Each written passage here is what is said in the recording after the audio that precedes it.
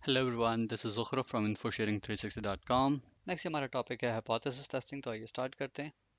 अच्छा, तो six sigma project में जब हम अपने मसले जिसको हम वाई से जानते हैं उसके अगेंस्ट हम कुछ अहम वजूहात या वजह कह लें या रीजंस कह लें या एक्सेस कह लें या थ्योरीज कह लें, जब उनको हम आइडेंटिफाई कर लेते हैं तो उसके बाद ज़रूरी होता है कि हमने ये जो वजूहात या रीजंस या थ्योरीज आइडेंटिफाई की हैं इनको एक बार टेस्ट कर लें कि वाकई में ये हमने सही आइडेंटिफाई की हैं या नहीं। ठीक है, तो इसकी टेस्टिंग जो है हम एक डाटा ड्रिवन एक साइंटिफिक मेथड के थ्रू करते हैं, और इस डाटा ड्रिवन या साइंटिफिक मेथड के अप्रोच को हम हाइपोथेसिस टेस्टिंग कहते हैं। ठीक है। अच्छा, इसके अलावा इन सिंपल वर्ड्स हम अपने मसले के अगेंस्ट वाई के अगेंस्ट जो एजम्पशन कर रहे हैं, जो प्रेडिक्ट कर रहे हैं, जो क्लेम कर रहे हैं कि उसकी ये वजह हो सकती है, ठीक है, वही एजम्पशन वही क्लेम या वही प्रोडक्शन हमारे लिए एक हाइपोथेसिस है। ठीक है, जिसको हमने टेस्ट करना है। और ऑब्वियसली टेस्टिंग में बाजू का ऐसा होता है कि आपके पास डाटा बहुत सारा होता है, ठीक है, लाखों में होता है। तो आप ये करते हैं कि उसमें से एक सैंपल चुनते हैं और उसके अगेंस्ट एक हाइपोथेसिस क्रिएट करते हैं कि ये वजह हो सकती है कि इसका ये रिजल्ट आया। ठीक है, और उस वजह को फिर आपने टेस्ट करना होता है और उसके फिर रिजल्ट्स निकलते हैं कि वो जो आपने वजह आइडेंटिफाई की थी वो ठीक थी या गलत थी। तो इस तरीके से आप अपने पॉपुलेशन में से सैंपल लेते हैं, सैंपल को टेस्ट करते हैं और फिर ये डिसाइड करते हैं कि आपका जो सैंपल है उसके अगेंस्ट जो आपने हाइपोथेसिस या क्लेम किया था वो ठीक है या गलत है। ठीक है, तो या तो आप अपने हाइपोथेसिस को रिटेन कर लेते हैं कि ये ठीक था जो मैंने क्लेम किया, या फिर उसको रिजेक्ट कर लेते हैं कि ये मैं गलत था। ठीक हो गया। अच्छा, इस टॉपिक को ज़्यादा बेहतर तरीके से समझने के लिए हम एक एग्जांपल देख लेते हैं। तो हमारे पास एक हाइपोथेसिस की एक स्टेटमेंट है, ठीक है, जो डिराइव हुई है एक सिनेरियो से। सिनेरियो ये है कि हमारे पास एक पिज़्ज़ा का रेस्टोरेंट है जहाँ पर हम पिज़्ज़ास बेक करते हैं। ठीक है, और हमारे ओवन्स जो हैं वो यूजुअली 10 मिनट के अंदर पिज़्ज़ा बेक कर लेते हैं और सालों साल ऐसे ही चलता आ रहा है, और यही टाइम हम कस्टमर को भी कम्युनिकेट करते हैं कि 10 मिनट्स के अंदर आपको आपका पिज़्ज़ा जो है वो मिल जाएगा।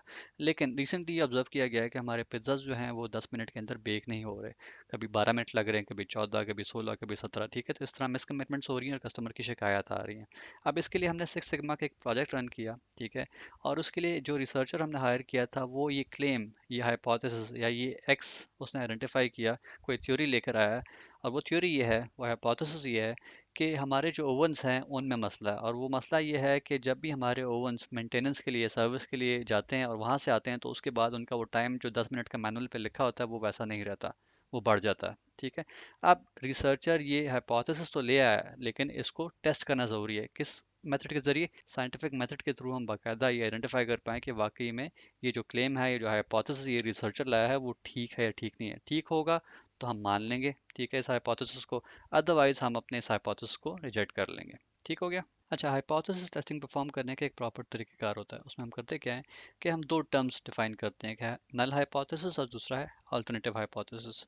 नल हाइपोथेसिस को एच ज़ीरो भी कहते हैं, एच नॉट भी कहते हैं, एच नल भी कहते हैं, और अल्टरनेटिव हाइपोथेसिस को एच ए भी कहते हैं और एच वन भी कहते हैं। ठीक है, मैथमेटिकल एक्सप्रेशन नल हाइपोथेसिस का इज इक्वल टू है, ठीक है, और अल्टरनेटिव हाइपोथेसिस के ऑपोजिट होता है, यानी नॉट इक्वल टू, या लेस होगा या ग्रेटर होगा। अच्छा, अब आप ये सोच रहे होंगे कि हमारे पास नल हाइपोथेसिस और अल्टरनेटिव हाइपोथेसिस की मुश्किल टर्म्स कहाँ से आई हैं, तो आइए इसको मैं सिंप्लीफाई करता हूँ आपके लिए।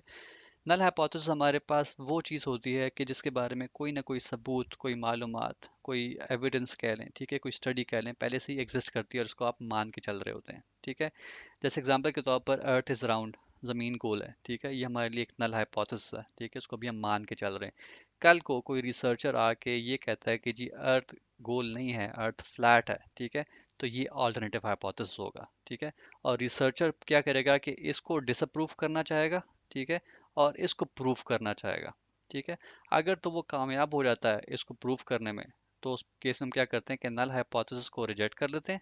और अगर रिसर्चर नाकाम या फेल हो जाता है अपनी इस थ्योरी को प्रूव करने में कि अर्थ इज फ्लैट, तो उस केस में हम क्या कहते हैं कि researcher failed to reject the null hypothesis. ठीक है, फिर हम इसको रिटेन कर लेते हैं। जब आप ये सोचोगे कि ये जो एग्जांपल दी जा रही है थोड़ा मानने में मुश्किल है, ठीक है, तो इसको मैं अगर और सिंप्लीफाई करूँ तो वैसे होगा कि हमारे पास इसाक न्यूटन जो थे उनकी काफ़ी थ्योरीज और काम जो है वो एग्जिस्ट करता है हमारे पास ग्रेविटी पे। ठीक है, तो आप उसको नल हाइपोथेसिस कह लें जो उन्होंने ग्रेविटी पे काम किया।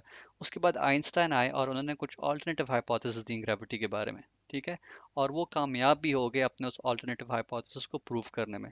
तो उस केस में हमने अपने नल हाइपोथेसिस को जो है वो रिजेक्ट कर दिया। ठीक है, सिमिलरली अगर मैं अपनी एग्जांपल को कोरिलेट करूं जो हमने बताई थी कि पिज्ज़ा ओवन जो है वो 10 मिनट के अंदर पिज्ज़ा बेक नहीं कर रहे, और उसकी वजह जो बताई रिसर्चर ने वो बताई कि जी ओवन जो है वो मेंटेनेंस के बाद 10 मिनट के टाइम को बरकरार नहीं रख पाते, तो वो अल्टरनेटिव हाइपोथेसिस है। ठीक है, और इससे पहले कि जी ओवन 10 मिनट के टाइम में बेक कर रहे हैं, मसला कुछ और है, ठीक है। फ़र्ज़ करें आटे में मसला है या वो ऑपरेटर जो उस ओवन पे काम कर रहा है उसमें कोई मसला है, तो उस केस में ओवन का तो कसूर ना हुआ ना। तो उस केस में हमारा नल हाइपोथेसिस जो है वो वही रहेगा कि ओवन जो है वो 10 मिनट के अंदर ही बेक कर रहा है, मसला कुछ और है। अच्छा, इसके बाद हम देखते हैं कि हमारे इस हाइपोथेसिस टेस्टिंग के क्या रिजल्ट्स निकल सकते हैं। तो इसके बेसिकली रिसर्चर दो ही रिजल्ट्स निकाल सकता है। एक कि वो कामयाब हो जाए रिजेक्ट करने में नल हाइपोथेसिस को, कि जहाँ पर वो ये प्रूव कर पाता है कि ओवन जो है वो 10 मिनट से ज़्यादा का ही टाइम ले रहे हैं और उसकी मेन वजह ये है कि वो सर्विस या मेंटेनेंस के बाद आते हैं। और दूसरा केस उसके लिए जो कामयाबी का नहीं हो सकता, वो ये हो सकता है कि उसने जो अल्टरनेटिव हाइपोथेसिस दिया था वो उसको प्रूव करने में नाकाम हो जाए, यानी वो फेल हो जाए नल हाइपोथेसिस को रिजेक्ट करने में। और उसमें फिर ये प्रूव हो रहा होगा कि ओवन जो है वो 10 मिनट ही का टाइम ले रहे हैं पिज़्ज़ा बेक करने में, मसला कुछ और है। ठीक हो गया। अच्छा, जब एक बार हम अपने नल हाइपोथेसिस और अल्टरनेटिव हाइपोथेसिस को डिफाइन कर लेते हैं, तो उसके बाद नेक्स्ट स्टेप होता है कि हम अपने डाटा में से सैंपल डाटा को ड्रॉ करें और उस पर कुछ कैलकुलेशंस करें। तो फ़र्ज़ करें कि हमारे रेस्टोरेंट में हम रोज़ाना 1500 पिज़्ज़ाज बेक करके बेच रहे हैं, ठीक है। तो हमारे लिए ये फिजिबल तो नहीं है कि हम 1500 के 1500 को ही टेस्ट या एसेस कर रहे हो, ठीक है। उनमें से हम करेंगे क्या कि 1500 में से 50 से एक सैंपल ड्रॉ कर लेते हैं और उन 50 सैंपल को हम मेजर कर रहे होंगे कि उनका ओवरऑल ओवन का बेकिंग टाइम क्या चल रहा है, उसको नोट कर रहे होंगे। ठीक हो गया। अच्छा, नेक्स्ट स्टेप इसके बाद क्या होगा कि आप इन 50 पिज़्ज़ास को बेक करेंगे और उनके रिजल्ट जो है अपने पास नोट करना शुरू करेंगे। ठीक हो गया। वंस आप रिजल्ट्स नोट करना शुरू करेंगे तो यहाँ पर एक नेक्स्ट स्टेप इंपॉर्टेंट ये है कि आप कहीं ना कहीं पे कोई लाइन ड्रॉ करें। ठीक है।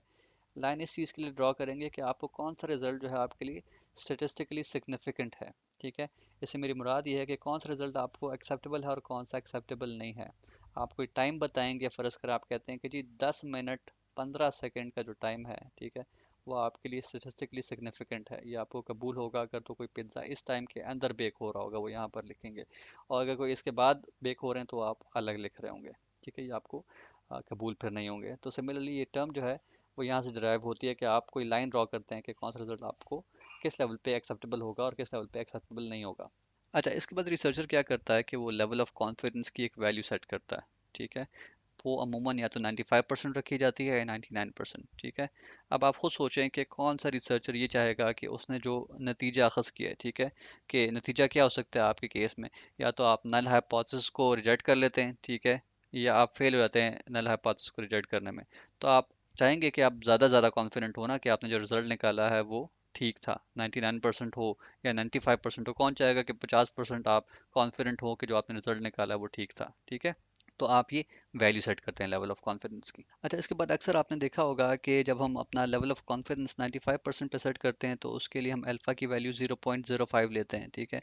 और अगर हम लेवल ऑफ कॉन्फिडेंस 99% पे सेट करते हैं तो उसके लिए हम अल्फ़ा की वैल्यू 0.01 लेते हैं, ठीक है। अल्फ़ा की टर्म जो है आपकी डिराइव होती है लेवल ऑफ सिग्निफिकेंस से, ठीक है। इसमें हम अल्फ़ा की वैल्यू या 0.05 लेते हैं या 0.01 लेते हैं। अगर आपने 95% पे सेट किए तो 1 माइनस 95% जो है वो 5% इक्वलेंट होता है, जो कि 0.05 होता है इन अदर वर्ड्स।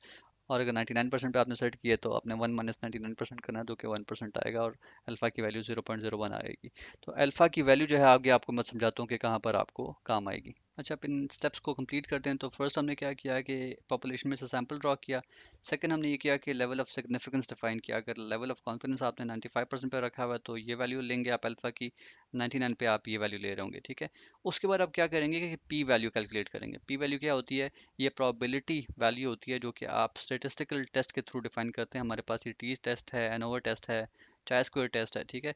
डाटा किस टाइप का है उसके लिए डिफरेंट टेस्ट यूज होते हैं, वो आप टेस्ट जब परफॉर्म करेंगे तो उसके बाद आपके पास एक पी वैल्यू आएगी, ठीक है।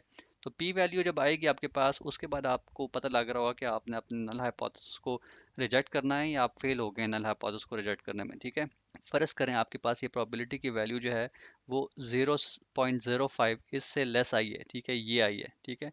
तो उस केस में आपकी पी की वैल्यू जो है वो अल्फ़ा से लेस है, तो आप रिजेक्ट कर देंगे अपने नल हाइपोथेसिस को, ठीक है। If P value is less than the significance level then we reject the null hypothesis. Second case में अगर आपके पास पी, यही प्रोबेबिलिटी की वैल्यू जो आपने इस टेस्ट के थ्रू निकाली है, ठीक है, वो अगर अल्फ़ा से ज़्यादा आई है, यानी आपने अगर अल्फ़ा सेट किया हुआ था 0.05 पे और उस पर वैल्यू जो है 0.2338 आई है जो कि अल्फ़ा से बड़ी है, तो उस केस में आप अपने नल हाइपोथेसिस को रिजेक्ट नहीं करेंगे, ठीक है। उसकी वजह ये है कि आपने जो अल्टरनेटिव हाइपोथेसिस आपके रिसर्चर ने दिया था वो फिर गलत था, ठीक है। कोई और वजह हो सकती है। वो जो आपने वजह बताई थी मेंटेनेंस की या सर्विस की कि उसके बाद ओवन जो है वो 10 मिनट का ज़्यादा टाइम लेते हैं, वो गलत थी, ठीक है। तो इस तरीके से आपकी पी वैल्यूज़ के थ्रू आप अपना अल्फ़ा के साथ कंपैरिजन के साथ उसका रिजल्ट डराइव कर रहे होंगे। अच्छा, इसके अलावा जब हम इस तरह की टेस्टिंग कर रहे होते हैं तो कुछ एरर्स या गलतियां हो सकती हैं। तो हमारे पास हाइपोथेसिस के केस में दो टाइप के एरर्स हैं, एक टाइप 1 है और एक टाइप 2 है, ठीक है। टाइप 1 एरर वो टाइप है जहां पर आपका नल हाइपोथेसिस जो आपने इनिशियल जो स्टडी थी वो ठीक थी, लेकिन आपने फिर भी उसको गलत कर दिया, ठीक है। टाइप 2 एरर वो है कि जहां पर आपका नल हाइपोथेसिस ये साबित हो गया कि वो गलत था, ठीक है। आपको उसको अब रिजेक्ट करना चाहिए लेकिन आपने उसको रिजेक्ट ही नहीं किया। ठीक हो गया। Please don't forget to subscribe our YouTube channel InfoSharing 360. Thank you for watching this video.